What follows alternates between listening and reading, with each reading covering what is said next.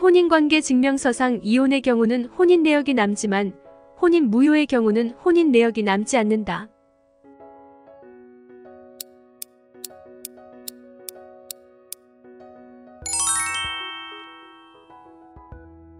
혼인의 무효는 당초부터 혼인이 효력이 발생하지 않는 것으로 이혼과는 차이가 있습니다. 형식적으로 혼인이 성립한 경우라도 실질적인 혼인이 성립하지 않는 경우는 그 혼인은 무효입니다. 또는 법률에서 정한 당초부터 혼인이 성립할 수 없는 일정한 사유에 해당해도 그 혼인은 무효가 됩니다. 즉 혼인의 무효는 처음부터 혼인이 성립하지 않은 것이므로 서류상으로도 혼인의 이력이 남지 않습니다. 반면 이혼은 혼인이 제대로 성립하였다가 혼인 생활 중 부부의 합의 또는 이혼 사유가 발생하여 혼인 관계가 종결되는 것입니다. 그래서 혼인관계 증명서를 조회해 보면 이혼의 경우는 이전의 혼인 내역이 조회되지만 혼인 무효의 경우에는 이전의 혼인 내역이 나타나지 않습니다.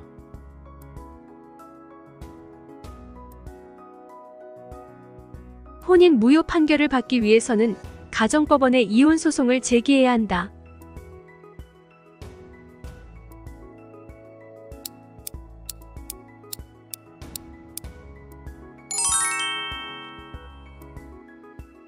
혼인 무효는 이혼 소송으로는 인정받을 수 없습니다. 혼인 무효와 이혼은 그 개념 자체가 다르기 때문입니다. 혼인 무효는 이혼 소송과는 별개의 혼인 무효의 소를 법원에 제기해야 합니다. 혼인 무효의 소는 이혼과는 다른 개념인 혼인 무효를 확인하고 그에 따라 가족관계 등록 사무를 처리하는 소송입니다.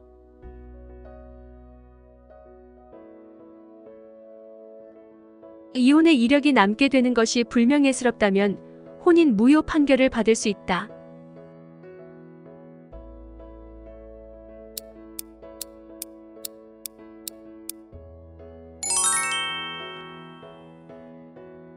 민법 제815조에서는 혼인 무효에 해당하는 사유를 엄격하게 정하고 있습니다.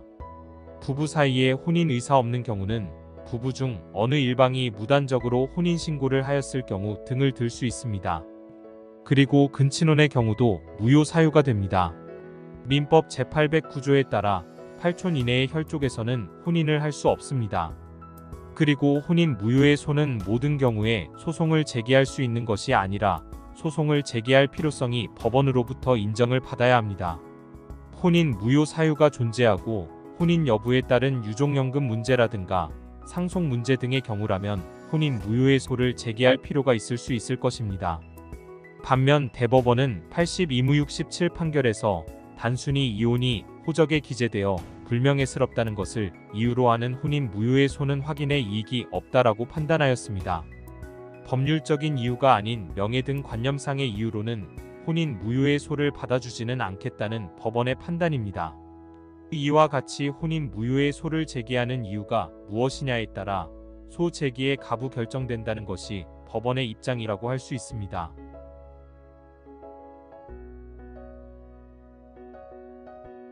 혼인 무효 판결이 있게 되면 부부 사이에서 출생한 자녀는 혼외자가 된다.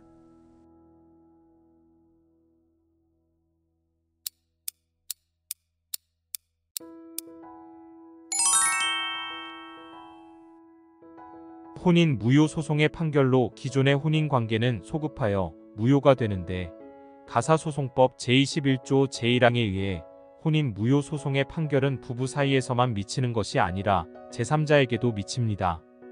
그리고 혼인 무효 판결이 있으면 민법 제855조 제1항에 따라 부부 사이에 있었던 자녀는 혼외자가 됩니다.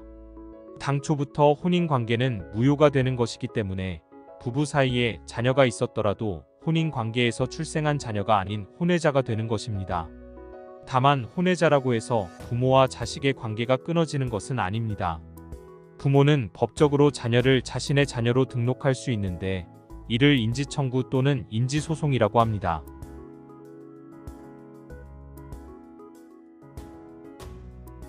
부부 중 일방이 독단으로 혼인신고를 한 것을 알고도 오랫동안 혼인을 유지했으면 혼인신고를 인정한 것이 될 수 있다.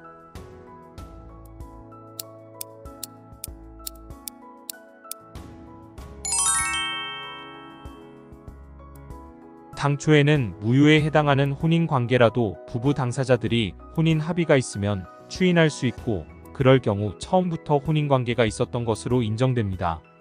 즉 추인의 소급표가 인정되는 것인데 대법원은 91무 30 판결에서 이러한 소급표를 인정하였습니다. 그리고 무효인 혼인 관계의 추인은 묵시적으로도 이루어질 수 있습니다. 대법원은 95무 731 판결에서 부부 중 일방이 독단으로 혼인신고를 한 사실을 알고도 상대방이 혼인 생활을 지속하였다면 이는 무효인 혼인을 추인한 것이라고 판단하였습니다. 반면 대법원은 93무 430 판결과 83무 22 판결에서는 무효인 혼인 중에 성관계를 갖거나 자녀를 출산하였다는 것만으로는 추인한 것이라고 할 수 없다고 판단하였습니다. 대법원은 형식상 혼인 관계에 있던 기간 중에 당사자의 행위를 종합적으로 고려하여 판단한 것이라고 하겠습니다.